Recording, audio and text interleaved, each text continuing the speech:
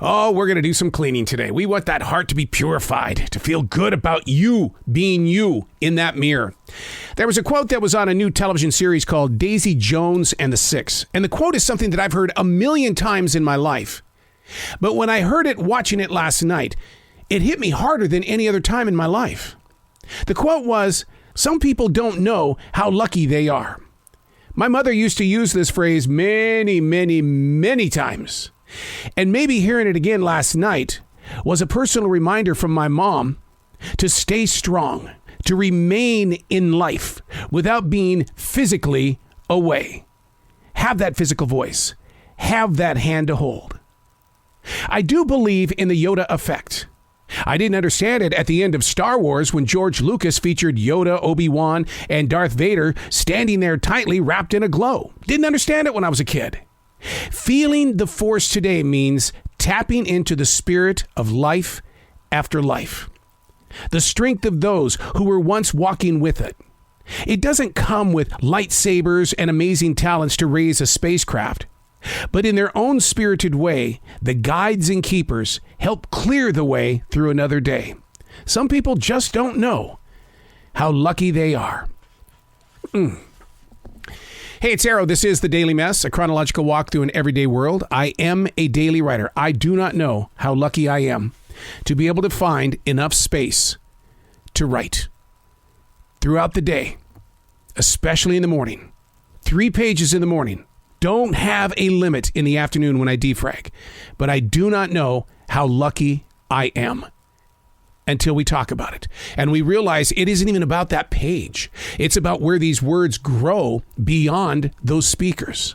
This is The Daily Mess. Whew, it is a frozen morning today. 27 degrees. All set inside a brightly lit, sunshine-filled atmosphere of growing shadows. There's always a warm feeling of calm when the temperature is below freezing. Placing myself in its source of flow is what I call stand-up meditation. Walking through the forest at sunrise, lightly painted pink clouds greet the imagination, while the warmth of our air touches the chilled atmosphere, turning it into a mist. A tiny cloud that barely lasts a few seconds. What lives in that universe? How fast is their time? Here, then gone. What lessons can be learned by this? Just taking a moment to embrace a frozen path with the sunlight racing to heal the human shivers. Stand-up meditation. No legs crossed, no humming involved. Make yourself available to receive what's in the universe, and then stepping into the comforts of handwriting. I do wonder many times, and I'm probably being a fool for thinking like this, or just weird. Lord knows I've been accused of that my entire life, just weird. When we hear things in a church or in a business world, the Tony Robbins of the world, when they put out there a word, a message that makes you go, whoa, whew, I felt that. Do you write about it? Where do you go? Or do you just highlight it in the book and say, I'll come back to it another day? Those moments where you are frozen. Those moments when you are frozen, 27 degrees or colder.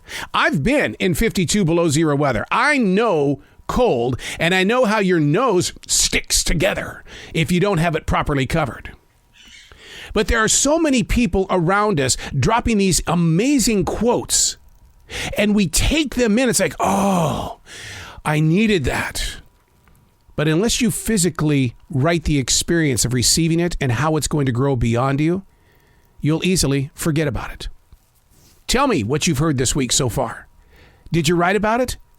There's great joy in going back into my writing, especially the defrag journal, and seeing, oh, well, this is where you were tripping up. This was your trigger yesterday. I can see at this distance, 24 hours later, I can see where things started to stumble and crumble away.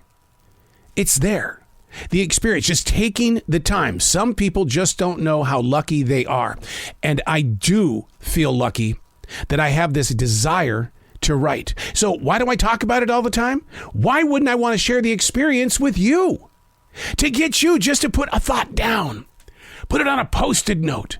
If you have to, grab your smartphone and put it on the smartphone or put it inside the computer. Just something to come back to that says, whoa, I'm still getting hit by the power of that moment. You don't feel separated. You feel like you're together. You don't feel like a collection of several different walks and ways. You feel like you're united with the several different personalities that you have tucked away inside of you. And don't say you're the same person every day. I don't believe in that theory. But then again, who am I? Let me go back in my books and find out where all that started to divide. I'm Errol, and that's The Daily Mess.